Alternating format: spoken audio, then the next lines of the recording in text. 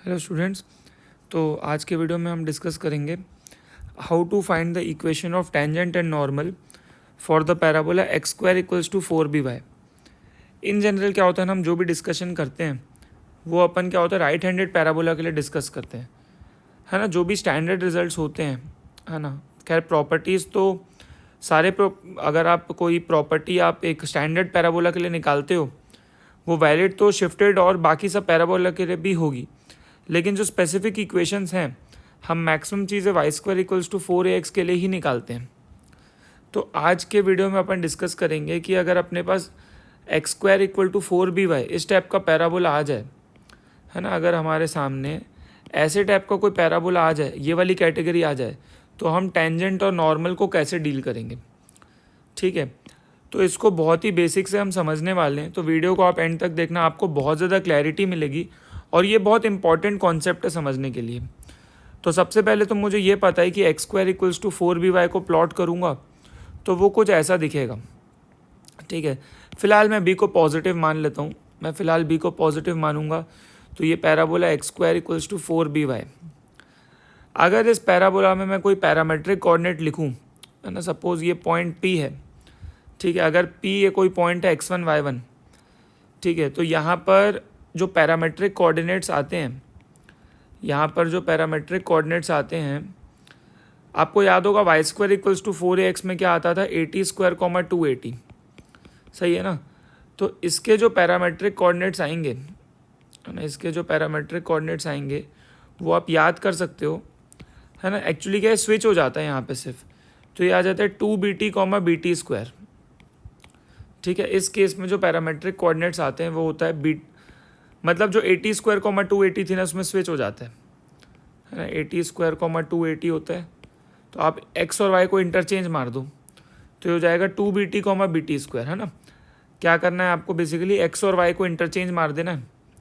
ठीक है, मतलब x कोऑर्डिनेट y कोऑर्डिनेट बन जाएगा और y कोऑर्डिनेट x कोऑर्डिनेट बन जाएगा और एक ही जगह b डाल देना। ठीक है, ऑब्वियसली ये जो पॉइंट है इसको सेटिस्फाई करेगा, ये पॉइंट इसको सेटिस्फाई करेगा, आप करवा के देख सकते हो। ठीक है, सपोज़ मैं x की जगह 2bt पुट करता हूँ तो हो जाएगा 2bt का स्क्वायर और यहाँ पे आ जाएगा 4b, y की जगह bt स्क्वायर। तो यहाँ क्या बन रहा है 4b स्क्वायर t स्क्वायर और यहाँ भी क्या बन जाएगा 4b स्क्वायर t स्क्वायर। तो ये क्या सेटिस्फाई हो रहा है। ठीक है, तो जो मूविंग पॉइंट है इसको आप ले सकते हो 2bt कॉमा bt स्क्वायर। सही बात है ना। तो सबसे पहली चीज़ तो कि मैं इस पैराबोला के लिए पैरामेट्रिक फॉर्म याद कर लूँगा, है ना। और याद मैं कैसे करूँगा इसको, सिंस कि मेरे को Y square equal to 4ax का याद होता है, ये होता है 80 स्क्वायर 280, तो मैं ऐसे याद रखूँगा कि मैं इसको स्विच मार दूंगा x और y को। ठीक है, तो ये मेरे को याद हो जाएगा। ठीक है, चलिए बहुत ही बढ़िया बात है। अब मैं ये देखने वाला हूँ, अपन क्या देखेंगे, इक्वेशन ऑफ टेंजेंट कैसे निकालना है। सबसे पहले अपन इक्वेशन ऑफ टेंजेंट पे बात कर लेते हैं। अब इक्वेशन ऑफ टेंजेंट अलग अलग फॉर्म में अपन देख सकते हैं। ठीक है, सबसे पहले तो अपन पॉइंट फॉर्म देख लेते हैं। सबसे पहले इक्वेशन ऑफ टेंजेंट को अपन किस में देख लेते हैं, पॉइंट फॉर्म में देख लेते हैं। ठीक है, तो x square equals to 4by अपना पैराबोला है ना। ऑब्वियसली अभी अपवर्ड पैराबोला होगा क्योंकि b को पॉजिटिव ले रहा हूँ। ये जो x square equals to 4by है, यहाँ पर मैं b को पॉजिटिव ले रहा हूँ, अगर आप b को नेगेटिव लोगे तो वो डाउनवर्ड पैराबोला आ जाएगा। ठीक है, फिलहाल जो मूविंग पॉइंट है p, या p एक पॉइंट है, सपोज इसमें x1 y1, p एक पॉइंट है इस पर x1 y1। अगर मैं इस पॉइंट पे टेंजेंट ड्रॉ करूँ, तो आप टेंजेंट की इक्वेशन लिख सकते हो। टेंजेंट की इक्वेशन लिख सकते हैं t इक्वल टू 0 से। तो पॉइंट फॉर्म में इक्वेशन निकालनी है तो ऑब्वियसली t इक्वल टू 0 मैं अप्लाई कर सकता हूँ। और t इक्वल टू 0 मैं कैसे निकालता हूँ, बेसिकली रिप्लेसमेंट से निकालता हूँ। तो आइए रिप्लेसमेंट करते हैं। पैराबोला में ऑब्वियसली रिप्लेसमेंट किस में किया जाता है, कर्व में किया जाता है। रिप्लेसमेंट किस में किया जाता है, इन द कर्व। तो आइए रिप्लेसमेंट करते हैं। तो एक्स स्क्वायर को यहाँ पे देखिए, एक्स स्क्वायर को रिप्लेस करेंगे x1 से, ऑब्वियसली y को रिप्लेस करेंगे y प्लस y1/2 से। यहाँ पर एक 2 कैंसिल हो जाएगा, तो x(1) equals to 2b y plus y1। तो this is the equation of tangent in point form. ये अपना इक्वेशन ऑफ टेंजेंट आ जाएगा पॉइंट फॉर्म में इस पैराबोला के लिए Y square equals to 4by। ठीक है, इसको याद करने की ज़रूरत नहीं है क्योंकि t इक्वल टू 0 तो हमेशा याद रहता है। चलिए बहुत अच्छी बात है। अगर मैं पैरामेट्रिक फॉर्म में निकालना चाहूँ, ठीक है, अगर मैं यही चीज़, अगर मैं equation of tangent parametric form में निकालना चाहूँ तो मुझे कुछ भी नहीं करना है। जो पॉइंट था x1 y1, इसको बस पैरामेट्रिक कोऑर्डिनेट्स लिखने हैं यहाँ पे, है ना। तो ऑब्वियसली मैं x1 की जगह लिख दूंगा 2bt और y1 की जगह लिख दूंगा bt स्क्वायर, जो कि अभी ऊपर मैंने पढ़ा था। तो मैं क्या करूँगा, इस इक्वेशन में क्या चेंज कर दूंगा आप सोचो। x1 की जगह मैं डाल दूंगा 2bt और y1 की जगह मैं क्या डाल दूंगा, bt स्क्वायर, ठीक है। ऑब्वियसली यहाँ पे 2b कट जाएगा, तो आ जाएगा tx equals to y plus b T square. तो ये इक्वेशन ऑफ टेंजेंट आ जाएगा पैरामेट्रिक फॉर्म में। This is the equation of tangent in parametric form. This is the equation of tangent in parametric form. किसके लिए, किसके लिए, किसके लिए, ये x square equals to 4by के लिए, ये ध्यान रखना, इस पैराबोला के लिए। क्योंकि Y square equals to 4x की कहानी तो हम ऑलरेडी पढ़ चुके हैं, वो तो जानते हैं, वो सब जगह लिखा होता है, ठीक है। तो इस पैराबोला के लिए अभी भी इक्वेशन ऑफ टेंजेंट लिखना है पैरामेट्रिक फॉर्म में, तो ये वाला अपन यूज़ कर सकते हैं, ठीक है भाई। चलिए आगे बढ़ते हैं। इसके बाद मैं देख लेता हूँ स्लोप फॉर्म में, equation of tangent in slope form. खैर स्लोप फॉर्म में तो आसानी हो जाएगा, क्योंकि जो इक्वेशन आई थी पॉइंट फॉर्म में, मैं ऊपर से इसी को कॉपी कर लेते हैं, इसी को कॉपी मार लेते हैं इस इक्वेशन को, ठीक है। तो ये इक्वेशन ऑफ टेंजेंट मुझे पता है पॉइंट फॉर्म में, तो ये पॉइंट फॉर्म में इक्वेशन अगर याद है, इसको अगर सिंप्लीफाई करेंगे तो x(x1) equals to 2by plus 2by1, ठीक है। तो यहाँ पे आ जाएगा x(x1) minus 2by minus 2by1 equal to 0। यहाँ पर इस लाइन का आप स्लोप अगर लिखते हो तो स्लोप आ जाएगा x1 अपॉन 2b। आप निकाल के देख लेना, negative coefficient of x upon coefficient of y, तो x1 अपॉन 2b आ जाएगा। तो यहाँ से बेटा x1 की वैल्यू आ जाती है 2bm, x1 की वैल्यू आ जाती है 2bm, ठीक है। और सिमिलरली आप सिंस x1 आएगा तो y1 भी आ जाएगा, x1 आएगा तो y1 भी आ जाएगा, ठीक है। Obviously x square equals to 4by था, तो अगर ये 2bm है तो ऑब्वियसली y1 आप निकालोगे ना तो वो आ जाएगा bm स्क्वायर। आप निकाल के देख लेना, वो आएगा bm स्क्वायर, ठीक है। चेक भी कर सकते हैं आप, यहाँ पे पुट करोगे तो सेटिस्फाई करेगा, आप यहाँ पे पुट करोगे तो सेटिस्फाई करेगा, है ना, क्योंकि x1 y1 ऑब्वियसली कर्व का पॉइंट है। तो यहाँ पे आप अगर 2bm पुट करोगे तो क्या आ जाएगा, यहाँ पे 4b स्क्वायर m स्क्वायर, यहाँ पे भी आ जाएगा 4b इंटू bm स्क्वायर। तो ये सेटिस्फाई कर रहा है ना। तो x1 y1 एक्चुअल में पॉइंट ऑफ कॉन्टैक्ट है, तो जो पॉइंट ऑफ कॉन्टैक्ट आ रहा है अपना, खैर अपन ये डायरेक्ट भी बोल सकते हैं, क्योंकि यहाँ पर जो पॉइंट था x1 y1, जब मैंने पैरामेट्रिक फॉर्म लगाया था, है ना, जब मैंने पैरामेट्रिक फॉर्म लगाया था तो यहाँ पे देखो पॉइंट इस फॉर्मेट में ही तो माना था, इस फॉर्मेट में ही तो माना था, ठीक है। और यहाँ पे आप देख सकते हो, अगर मैं यहाँ से ही स्लोप की बात कर लूँ तो स्लोप जो आता है यहाँ पे, अगर इसको y equals to M X plus C से कंपेयर करें तो y equals to T X minus B T square आता है। तो यहाँ पे देखिए स्लोप ऑफ टेंजेंट की वैल्यू t आती है, एक्चुअली स्लोप ऑफ टेंजेंट की वैल्यू t आती है। तो यहाँ से भी देख सकते थे अपन, ठीक है, स्लोप ऑफ टेंजेंट की वैल्यू t आती है, तो इसी में कर देते, m की जगह t डालते तो भी आ जाता, है ना, तो वहाँ से भी आ जाता, खैर कोई बहुत बड़ी बात नहीं है, ठीक है। तो यहाँ पर देखिए याद क्या रखना है, वैसे पॉइंट फॉर्म तो t इक्वल टू 0 से आ जाएगा, और पैरामेट्रिक फॉर्म तो ये वाला आ गया। पॉइंट फॉर्म के बाद आपको कुछ नहीं करना है, पैरामेट्रिक कोऑर्डिनेट्स डाल दें, है ना। और यहाँ पे इसी में आप चेंज कर सकते हो, यहाँ पे ऑब्वियसली t की जगह m डाल सकते हो, t की जगह m डालोगे तो वो आपका किस में आ जाएगा। वैसे आपको ये सब करने की ज़रूरत नहीं है, यहाँ से भी आ जाएगा, यहाँ से भी आ जाएगा, बट मैं इसको हटा देता हूँ फ़िलहाल, इसकी ज़रूरत नहीं पड़ेगी आपको। आप सीधा क्या कर देना ना, इसी इक्वेशन में बेटा t की जगह m डाल देना, तो काम हो जाएगा आपका बन जाएगा y equals to M x minus b m square, ये इक्वेशन आ जाएगा, ठीक है। तो ये हो गई इक्वेशन ऑफ टेंजेंट की बात अलग अलग फॉर्म में, है ना। तो आपको जब जो ज़रूरत है आप उसके हिसाब से अप्लाई कर सकते हो। नेक्स्ट अपन आते हैं equation of normal. Equation of normal पे भी चर्चा कर लेते हैं, ठीक है। ये वाला डिस्कशन थोड़ा इम्पॉर्टेंट है ना, क्योंकि इक्वेशन ऑफ नॉर्मल इसके लिए डायरेक्ट याद नहीं रहता जनरली, ठीक है।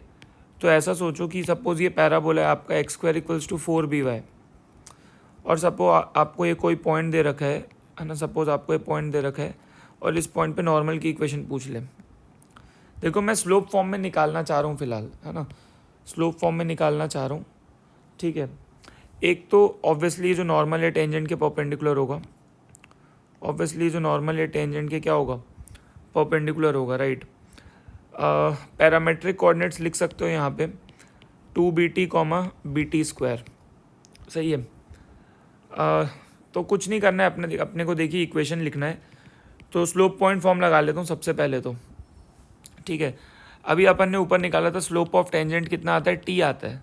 ऑब्वियसली स्लोप ऑफ नॉर्मल कितना आ जाएगा, -1/t आ जाएगा, ठीक है। तो इक्वेशन ऑफ नॉर्मल अगर मैं यहाँ पे स्लोप पॉइंट फॉर्म से लिख दूँ तो y - y1, ये पॉइंट है अपना, y - y1 equal to slope कितना है बेटा, -1/t, क्योंकि टेंजेंट की स्लोप t थी तो नॉर्मल की नेगेटिव रेसिप्रोकल हो जाएगी। तो y - y1 equal to slope times x - x1, तो x - 2bt।